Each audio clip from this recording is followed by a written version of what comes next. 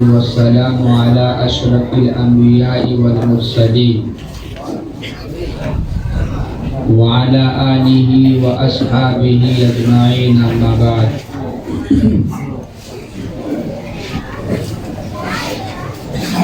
أعوذ بالله من الشيطان الرجيم. بسم الله الرحمن الرحيم.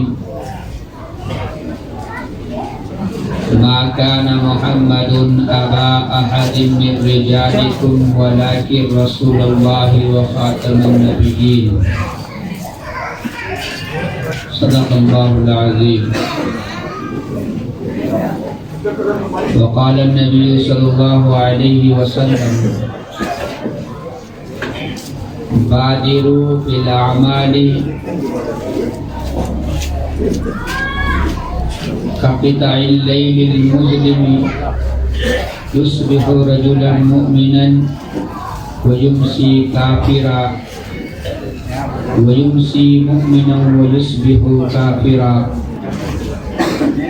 يبيع دينه بعرض من الدنيا، أو كما قال النبي صلی اللہ علیہ وسلم. معزز علماء کرام اور نوجوانان و بزرگان ملت،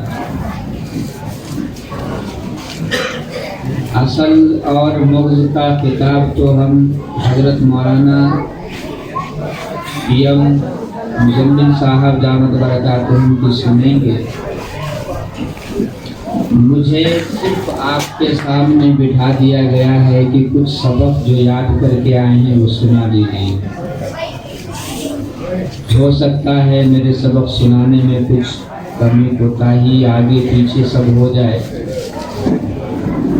لیکن ایک درد لے کر کے بیٹھا ہوں آپ کے سامنے،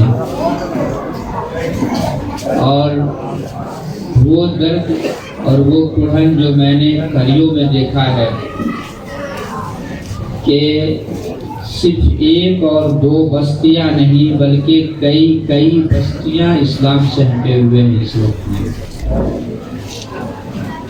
اور صرف یہ نہیں کہ وہ مسلمان پہلے سے نہیں تھے مسلمان ہی، لیکن ہماری نظر نہ وہاں تک پہنچی اور ہماری پہنچ بھی وہاں تک نہ ہوئی، جس وجہ سے وہ قریے کسی اور کے حوالے ہو کر کے اسلام سے ہٹ کر کے دوسرے راستے پر چل رہے ہیں.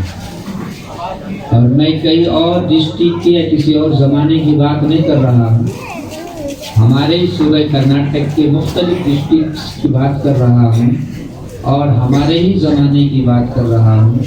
میں ان قریوں کو دیکھ کر کے آیا ہوں جہاں ایک بستی میں 60 گھر مسلمانوں کے تھے پہلے، لیکن اب نہیں رہے. تو سب سے پہلی بات میں آپ کے سامنے ایک دو باتیں کہہ دیتا ہوں، اس کے بعد انشاءاللہ میں آپ کے سامنے وہ سب تھوڑا سناؤں گا. سب سے پہلی بات ہے، ہم سنے ہوں گے کہ محمد نہ ہوتے تو کچھ بھی نہ ہوتا، یہ زمین بھی نہ ہوتی، آسمان بھی نہ ہوتا. آپ اگر مجھ سے پوچھیں تو میں کہوں گا ہم بھی نہ ہوتے، آپ بھی نہ ہوتے. اگر محمد نہ ہوتے تو مسجد بھی نہ ہوتی، محمد نہ ہوتے تو نمازیں بھی نہ ہوتی، محمد نہ ہوتے تو کعبہ بھی نہ ہوتا، محمد نہ ہوتے تو قرآن بھی نہ ہوتا. کوئی چیز دنیا میں جسے ہم معزز اور محترم سمجھ رہے ہیں ان میں سے کوئی بھی چیز باقی نہ رہتی اگر حضور صلی اللہ علیہ وسلم نہ ہوتے. بہرحال ہمارا ایمان ہے محمد رسول اللہ صلی اللہ علیہ وسلم کی عزت، ناموس اور آپ کا احترام، آپ کی بات، آپ کی قول، آپ کے اعمال، سب کچھ ہمارے لیے عزت اور احترام کا مرکز ہے. اس میں اگر ذرا برابر بھی کمی آئی تو ہمارا ایمان نامکمل.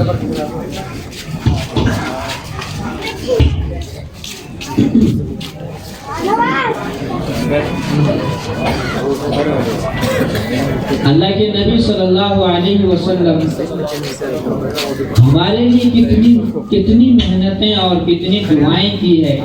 میں ایک واقعہ سنا کر کے باقی کے فتنوں کے بارے میں آپ کو بتاتا ہوں. قیامت کا دن ہوگا، حضور صلی اللہ علیہ وسلم کے سامنے حضرت آدم علیہ السلام پکار کے کہیں گے، ایک بندہ صرف جہنم کی طرف جا رہا ہوگا اور فرشتے اسے لے جا رہے ہوں گے. تو اللہ کے نبی علیہ السلام سے حضرت آدم علیہ السلام پکار کے کہیں گے، یا محمد، اے محمد صلی اللہ علیہ وسلم، آپ کے امتی کا ایک فرد دیکھو ان کو جہنم کی طرف لے جایا جا رہا ہے.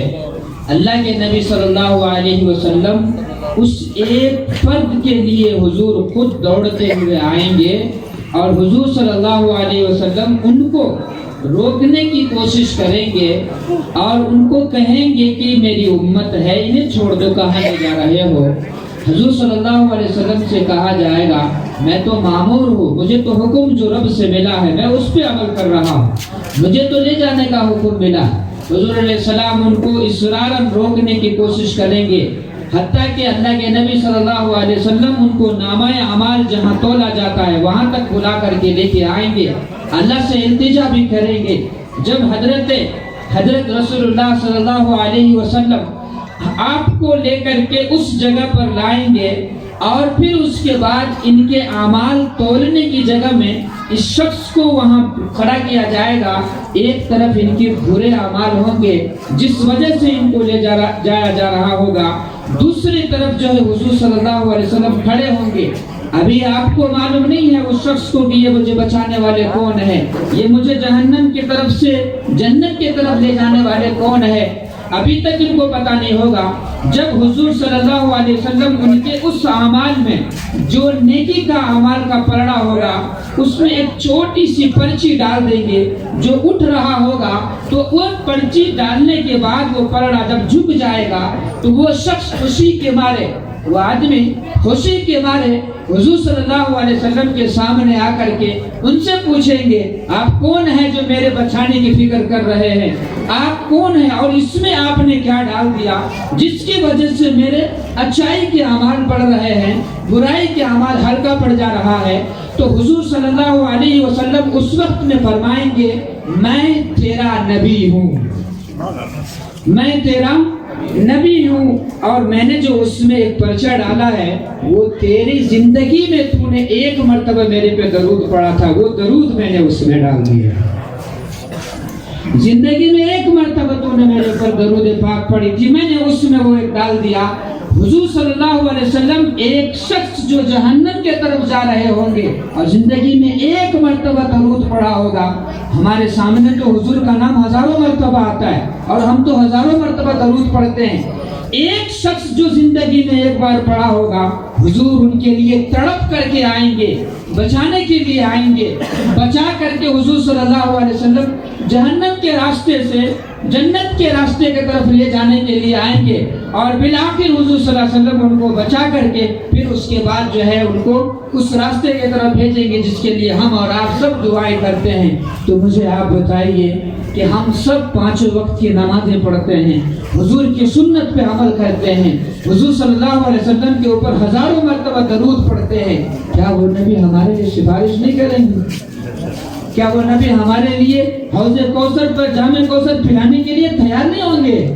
لیکن ہاں اس وقت ہمارا دامن پکڑا جائے گا، اس وقت ہمارا دامن پکڑا جائے گا اور ہم اس وقت میں رک جائیں گے جب ہم اللہ کے نبی صلی اللہ علیہ وسلم کا سامنا کریں گے. اور اس وقت میں حضور اگر ہم سے پوچھ دے میری امت کا فرد اسلام سے ہٹ کر کے دوسرے راستے کی طرف جا رہا تھا، اسے اور کتنے اپنے طرف قریب کر رہے تھے، تمہارے سامنے میری ساری سنتیں تھی، تمہارے سامنے میرے سارے عادات و اخلاق تھے، تمہارے سامنے میری ساری تعلیمات تھی، اس کے باوجود بھی تم نے میری امت کو جہنم کے راستے پہ جانے سے روک نہیں سکا.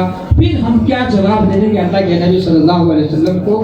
اس لیے میرے بھائیوں، اس وقت میں ہمارے صوبہ کرناٹک کے اندر ایسے بے شمار فتنے ہیں جو ہمیں اور اللہ کے نبی کے دامن سے ہٹانے کی کوشش کر رہے ہیں، حضور صلی اللہ علیہ وسلم کی ختم نبوت سے دور کرنے کی کوشش کر رہے ہیں۔ ان میں برسر پیکار اس وقت میں جو ہے قادیانیت کا فتنہ چل رہا ہے۔ آپ کو معلوم نہیں مرزا غلام محمد قادیانی نے کس طریقے سے ہمارے درمیان میں رہ کر کے ہمارے ایمان کو کھوکھلا کیا ہے۔ یہ علامہ کشمیری رحمۃ اللہ علیہ فرماتے ہیں سب سے خطرناک فتنہ اس زمانے میں اس وقت سے لے کر کے آج تک یہ قادیانیت کا فتنہ ہے، جسے ہم سمجھ نہیں پا رہے ہیں۔ کسی نے پوچھا حضرت اتنا بڑا کیا وہ فتنہ ہے؟ تو حضرت نے فرمایا کہ وہ ہماری شکل میں رہتے ہیں، ہمارے جیسے داڑھی، ٹوپی، جبہ، شرعی، نماز سب کچھ ہمارے جیسے، کلمہ بھی ہمارے جیسے پڑھتے ہیں، سب کچھ ہماری طرح ہوتا ہے، ہم پہچان نہیں پاتے ہیں، لیکن ہمارے جیسے رہ کر کے وہ اللہ کے نبی کو آخری نبی نہیں مانتا ہے۔ جو کوئی حضور کو اپنا آخری نبی نہیں مانے وہ مسلمان ہو سکتا ہے؟ وہ کبھی مسلمان نہیں ہو سکتا ہے۔ ایک تو ہمارے درمیان رہ کر کے اور ہمارے نبی کے خلاف میں کسی نے کہا کہ ان سے تجارت کرنا، ان سے لین دین کرنا، ان سے رواداری کرنا، رشتہ داری کرنا، سب کچھ ان سے درست نہیں ہے۔ یہ ایک کافر سے کر سکتے ہیں، غیر مسلم سے کر سکتے ہیں، لیکن ان سے نہیں کر سکتے۔ وجہ اس کی یہ ہے کہ کافر ہمارے نبی کو برا بھلا نہیں بولتے ہیں، غیر مسلم ہمارے نبی صلی اللہ علیہ وسلم کے خلاف میں کوئی الفاظ نہیں بولتے ہیں، لیکن جو بولتا ہے اس کے خلاف جو باتیں چل رہی ہے ان کے خلاف کارروائی بھی ہوتی ہے۔ عمومی طور سے ایسا نہیں ہوتا ہے، لیکن قادیانیوں کا مشن ہے حضور کے خلاف عمل کرنا۔ قادیانیوں کا مشن ہے حضور صلی اللہ علیہ وسلم کی جگہ میں ایک نئے آدمی کو ان کا مقام و مرتبہ دینا۔ یہ کیسے ہو سکتا ہے؟ جس نبی کے مقام کو اللہ نے قرآن میں بیان کیا ہو کہ آپ کے بعد کوئی نبی ہو نہیں سکتا ہے، جس نبی کا تذکرہ اللہ نے قرآن میں بیان کیا ہے کہ آپ کے مقام کی جھلک کو کوئی پہنچ نہیں سکتا ہے، ہم کسی اور کو حضور کا مقام کیسے دے سکتے ہیں؟ تو یہ انگریزوں کے زمانے سے چلتا ہوا آیا ہے، اور انہوں نے خود اپنی کتاب میں لکھا ہے میرے لیے انگریز کی حکومت رحمت ہے میرے لیے۔ باقاعدہ ان کی کتاب روحانی خزائن اس میں لکھا ہوا ہے، اور یہاں تک انہوں نے لکھا ہے کہ مرزا غلام محمد قادیانی کو 10 مہینے کا حمل ہوا۔ مرد کو کبھی حمل ہوتا ہے؟ یہ خود لکھتا ہے کہ میں مرد، مجھے پریگننٹ کس کی؟ نعوذ باللہ اللہ کا میرے ساتھ۔ یہ ہم نے نہیں کہا ہے، یہ ہمارے کسی عالم دین کوئی بھی مسلک کے ہو کسی نے نہیں کہا ہے، انہوں نے خود اپنی کتاب میں لکھا ہے کہ اللہ میرے ساتھ نعوذ باللہ بیوی جیسا حرکت کیے تو میرے پیٹ میں۔ ایسے فتنے ہمارے شہر میں مکمل طریقے پر کام کر رہے ہیں اور اندرونی طور سے کر رہے ہیں۔ یہ کچھوے کی چال چلتے ہیں، جب دیکھیں کہ شور ہو رہی ہے، آوازیں آ رہی ہے تو خاموش بیٹھ جاتے ہیں، اور جب آواز دب جاتی ہے تو اپنا کام شروع کر لیتے ہیں۔ میں کہتا ہوں کہ میرے تجربے کے مطابق اور کتابوں میں لکھا ہے قادیانی کسی بھی ایریا میں ہو، جس کو اپنے آپ کو یہ احمدی مسلم بھی کہتے ہیں، احمدیہ کمیونٹی بھی کہتے ہیں اپنے آپ کو، ان میں 2 جماعتیں ہیں، ایک لاہوری جماعت ہے اور ایک جو ہے قادیانی پنجاب کی جماعت ہے۔ یہ دونوں الگ الگ ہے، لیکن دونوں اللہ کے نبی کو نہیں مانتے۔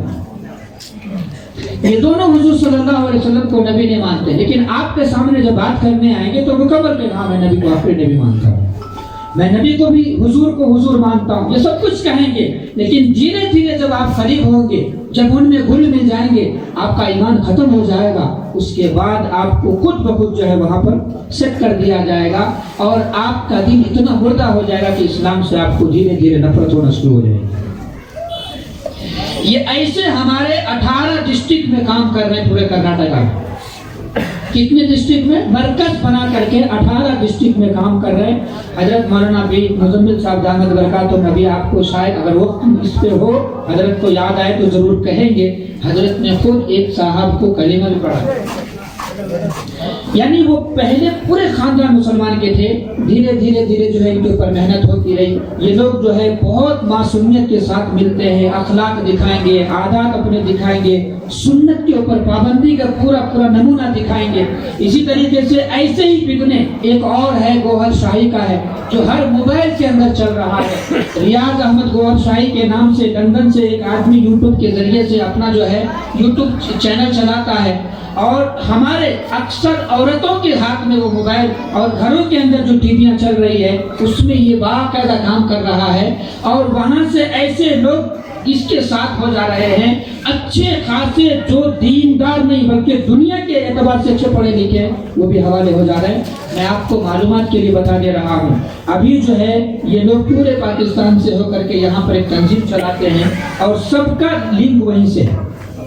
ہمارے نوجوانوں کو معلوم نہیں ہے، ہمارے معصوم بھائیوں کو پتہ نہیں ہے، معصومیت کی وجہ سے اس میں چلے جاتے ہیں۔ اور آج ایک 2-3 دن پہلے کی رپورٹ ہے، 10 آدمی گرفتار ہوئے دامنگیری سے، آپ کو بھی شاید نیوز معلوم ہوگا۔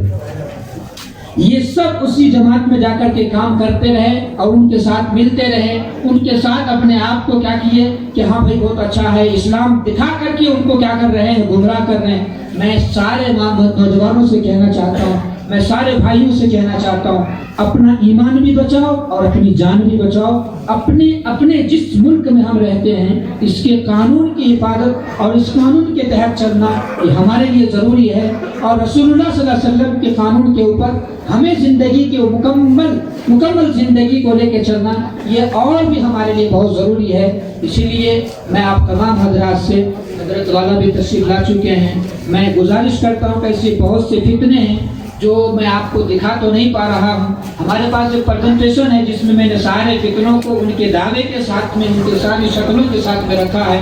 ابھی وقت ملے گا اور انشاءاللہ زندگی وفا کی تو ضرور آپ حضرات کو میں دکھاؤں گا، اور وہ سب چیزیں جو ہے، ایک چیز تو آپ لوگوں کے سامنے میں بتا دیتا ہوں کہ موٹی باتیں جو بھی نیا کوئی آدمی حضرت مہدی کے بارے میں بات کرے، حضرت عیسیٰ علیہ السلام کے بارے میں بات کریں اور قیامت کے قریب کے بارے میں بات کریں تو فوراً آپ اس کا ہاتھ پکڑنا اور یہ کہنا کہ چلو مجھے نہیں معلوم ہے، ہمارے محلے کے امام صاحب سے جا کر کے پوچھتے ہیں، یہ ڈیپ میں اتنی زیادہ گہرائی تک ہمیں نہیں معلوم ہے، آپ ہی چلو ان سے پوری معلومات کر لیں گے۔ کیوں آپ حضرات کو حضرت مہدی کے بارے میں معلوم ہے؟ حضرت مہدی کیسے ہوں گے، کیا شکل کے ہوں گے، کب آئیں گے، معلوم ہے کیا؟ نہیں معلوم ہے۔ تو اس طریقے سے جو بات کریں گے آپ کے سامنے، اور وہ ابتدا میں سے بات کریں گے بھائی دنیا پریشان ہے، ہم بھی پریشان، تم بھی پریشان، سب پریشان ہیں، ایسے پریشانی میں حضرت مہدی کا آنا ضروری ہے، حدیث میں لکھا ہوا ہے، اور یہ کہہ کر کے آپ کے ایمان کو کیا کریں گے، وہ کسی اور کے ساتھ میں جوڑ کر کے ختم کر دیں گے۔ اس لیے ایک موٹی باتیں ہیں، اگر کوئی آدمی ایسے آپ کو سمجھانے کے لیے آ جائے، اور عام آدمی نوجوان تھا، ہمارے ساتھ کھیلتا تھا، آپ کے ساتھ کالج میں پڑھتا تھا، اچانک وہ اتنی بڑی باتیں کر رہا ہے، اور فوراً جو ہے آپ اسے کیا کرنا ہے، ان کو ہاتھ پکڑنا، حضرت کے پاس لے کے آنا، امام صاحب کے پاس بٹھا دینا، حضرت اس بارے میں مجھے نہیں معلوم ہے، وہی بتاؤ جو کچھ بھی ہوگا۔ آپ یقین مانیں بنگلور کے اندر سے ایک رپورٹ آئی ہے کہ سارے نوجوان وہاں کے جتنے بھی ہیں، یہ گوہر شاہی کے فتنے والے جو جا کر کے ان کو دعوت دیتے تھے، وہ فوراً حضرت کا حوالہ دیتے تو وہیں سے وہ ختم ہو جاتا تھا، یعنی وہیں سے کٹ جاتے تھے۔ وہ نوجوان ایمان پہ بھی رہتے تھے اور ان کا ایمان بھی بچ جاتا تھا، اور یہ لوگ بھی اپنا کام نہیں کر پاتے تھے۔